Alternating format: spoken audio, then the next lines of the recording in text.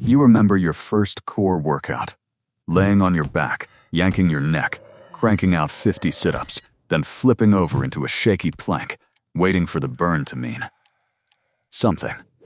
You thought you were building abs. You weren't. You were just getting tired. And here's the hard truth. Most people are still doing the exact same thing today, wondering why their core looks the same month after month. Sit-ups and planks aren't useless, but they stop working way faster than you think.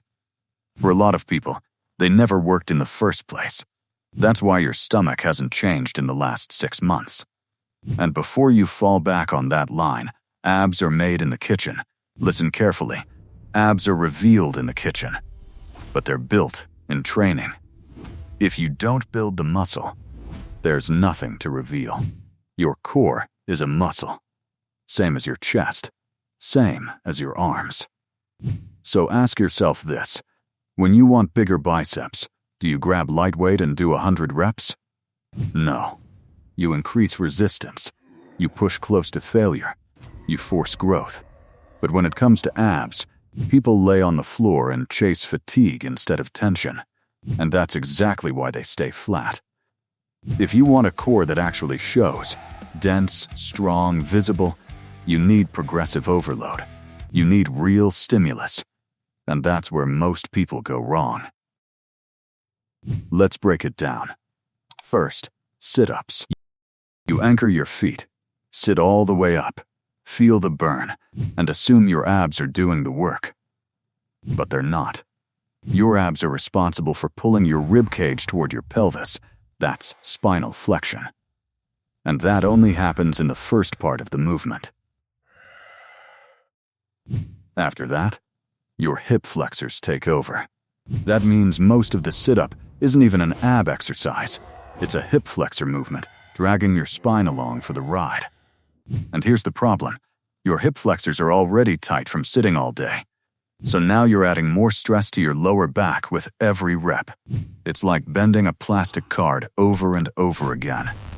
It won't snap immediately, but the damage builds. You're not building abs. You're grinding your lower back for almost no return. Now let's talk about planks. Planks are better, no question.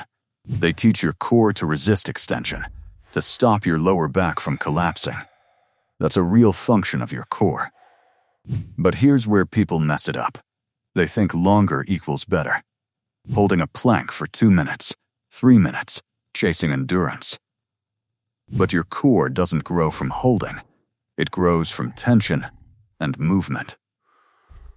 Imagine trying to build your chest by holding a barbell halfway down for 2 minutes. You'd feel it, sure, but you wouldn't grow much. That's exactly what you're doing with planks.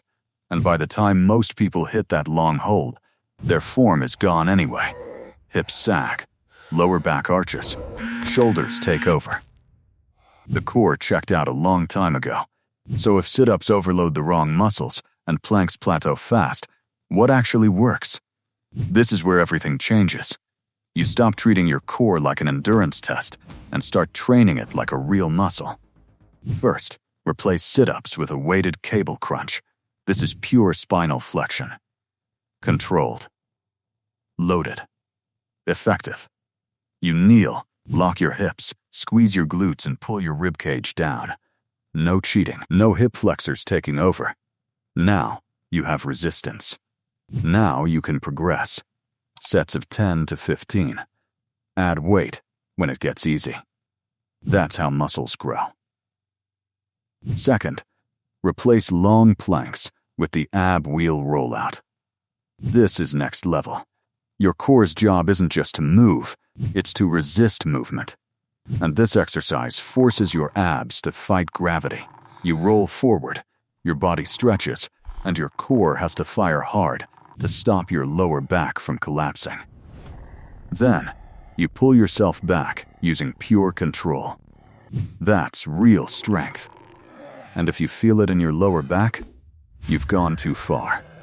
Tighten your brace, squeeze your glutes, control the range, earn the movement. And now the one almost nobody trains, anti-rotation. This is why so many people look lean but still feel weak. They built the muscle, but they never built stability. That's where the Pallof press comes in. You stand sideways to resistance, press the weight out, and fight the rotation trying to twist your body. Your obliques and deep core light up instantly. This is the missing piece. This is what creates a core that doesn't just look good, but actually performs. Now here's the mistake that ruins everything. Training abs every single day. Think about it. You don't train chest every day. You don't train back every day. So why would your core be any different? Muscles grow when they recover. Train your core 2, maybe 3 times per week. Hit it hard. Push close to failure. Then let it rebuild stronger. That's the formula. Stop chasing reps. Stop chasing burn. Start chasing tension. Because at the end of the day, nothing changes until you train differently. You can keep doing the same sit-ups and planks you've been doing since school, adding reps, hoping something finally clicks. Or you can step up, load your core, train with intent, and actually build something. Your body reflects your standards. Raise them, and if you're serious about stripping fat so the muscle you build actually shows, watch the next video. I break down the exact habits that burn stubborn belly fat without wasting your time. Subscribe to Omega Body, drop a comment if you're done training week, and remember this: stop going through the motions. Start building power. I'll see you in the next one.